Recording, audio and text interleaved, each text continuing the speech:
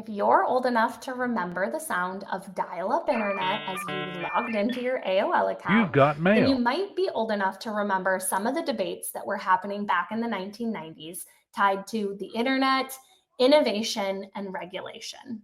And right now, we're seeing a very similar conversation play out in the world of AI tied into the big, beautiful bill. Thank you for joining me for this episode of Leading Change, Change in the Wild. My name is Emma Roloff, and in these episodes, I take a look at current events and how they relate back to the ideas of digital transformation, change management, emerging technologies, and leadership. And in today's episode, we're going to be diving into the big, beautiful bill, the AI moratorium on regulation, and what that means for us moving forward.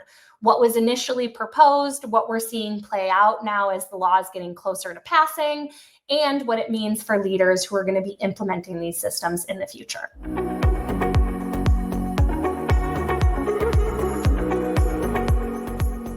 If you're enjoying our content, consider subscribing to our channel, giving this video a like, and dropping a comment.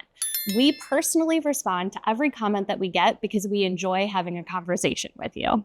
When the big, beautiful bill was initially introduced, I started to see headlines popping up about a block on state regulation of artificial intelligence. And so what I did is I went and looked at the initial version of the bill. And I looked specifically for the artificial intelligence section. And the bill is a budgetary bill. So at its highest level, what was included in there was money earmarked for the federal government to invest in artificial intelligence and modernizing and updating the systems that are used by federal agencies from a technology perspective. Why should I care? No one was upset about that part. What they were upset about was, if you continued to read, there was a moratorium or a block for 10 years that would keep state governments from being able to pass regulation that specifically targeted artificial intelligence solutions. So what that meant is, while it was incredibly wide sweeping, states wouldn't be able to pass a data privacy law that only applied to artificial intelligence, but they could pass regulation that applied to all technology. So they were trying to say, like, we gave you wiggle room, it's okay, but you can't infringe on the innovation that's going to be happening in the world of artificial intelligence. So kind of immediately, two sides of this argument started to play out. On one side, there was the argument that this is what we did with the internet. We need to do it with artificial intelligence again so that the United States can be the leaders in artificial intelligence, just the way that we did with the internet. On the other side, people on both parties said, no, this is too much of an infringement on state governments. You can't take this kind of right away from the state to be able to protect their constituents. Specifically, being able to protect children from artificial intelligence became a really big sticking point. And, I mentioned at the beginning, we saw some of this stuff play out in the 1990s tied to the internet.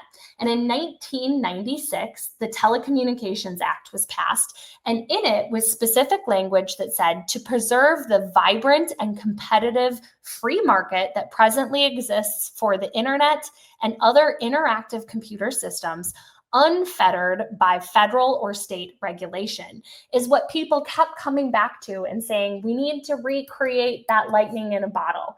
We need to be able to have that type of regulatory environment to allow innovation to flourish. And if we have every single state have every different regulations and every company have to kind of like weed through this super complex regulatory environment, it's going to stifle innovation. But even some of the large tech companies were saying this isn't the right approach. So Anthropic CEO actually came out with a open letter in response to the big, beautiful bill. And he specifically said that a 10-year moratorium is far too blunt of an instrument. These systems could change the world fundamentally within 2 years, and in 10 years, all bets are off. And when he was talking about this in his letter, he also specifically cited some of the testing and things that they've seen at Anthropic while testing their LLM Claude, and what they've seen it do in specific scenarios where they told the AI model to protect itself from being shut off at all costs.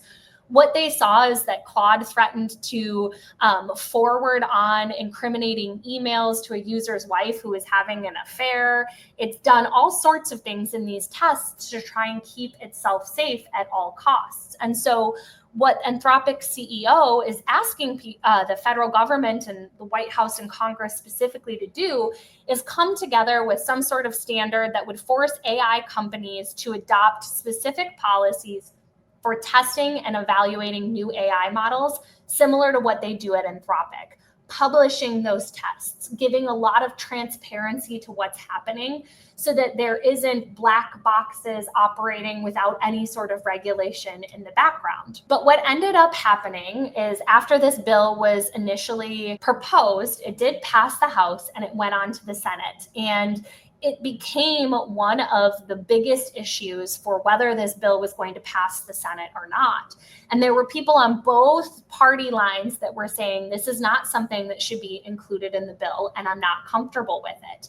And what ended up happening is that there was a vote of 99-1 that ended up taking the provision completely out of the bill. Now we have a majority. And during that kind of proposal timeframe, they played around with the idea of shrinking the moratorium down to 5 years as opposed to keeping it at 10 to limit the window of exposure.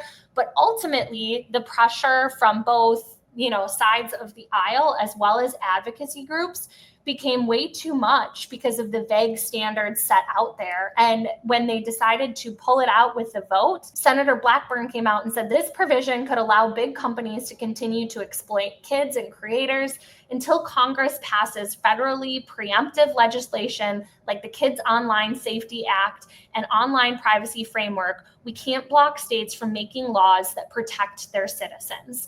And so ultimately what was decided was that the federal government hasn't moved quickly enough with federal high-level regulations. And so they can't stand in the way of states doing things to specifically protect kids, was the idea that continued to come back time and time again, along with a lot of people citing that they didn't want big tech companies to run amok. Democrats were quoted saying this 99-1 vote set a clear message that Congress will not sell out our kids and local communities in order to pad the pockets of big tech billionaires. And so what ended up happening is it was removed from the bill as a whole. Senate approved it, and it is now back with the House as it stands at the time of this recording, which means we are now back open to federal government needing to pass regulation separate from the big, beautiful bill, like things like the Kids Online Safety Act, and or states making the first move. And even before the big, beautiful bill was introduced, the state of Colorado was the first to pass any sort of comprehensive AI regulation in the Consumer Protections for Artificial Intelligence Act. And so it will take place in February of 2026. And the act requires a developer of high-risk artificial intelligence systems to use reasonable care to protect consumers from any known or reasonably foreseeable risks of algorithmic discrimination in the high-risk system. So this law still doesn't even necessarily touch onto some of the ideas that were frustrating to Congress tied to safety for children and the like. This is really more focused on how discrimination might be impacting algorithmic decisions in systems that are doing things like making decisions on hiring or other areas where discrimination could become really harmful. If you haven't already checked it out, I also talked about some of the court cases that are playing out at a federal level right now that are going to impact this entire landscape in the last episode of Change in the Wild. So you should definitely go check that out to kind of see how those ideas play in with this entire regulation landscape. No, check it out now. And at the end of the day, I don't know what the right answer is when it comes to how much to regulate, how much to favor innovation. But there are a couple of things that leaders really need to be paying attention to, especially as we're in this kind of wild, wild west environment. Welcome to the Wild West. Because regulation is uncertain, we need to be focused on building flexibility and resilience into any sort of AI program that we're rolling out within an organization. You can't just make the assumption that because you're implementing a tool today, that how it works or how the company has developed it, the training data that was used, all of these things are going to stay exactly as is in perpetuity moving forward.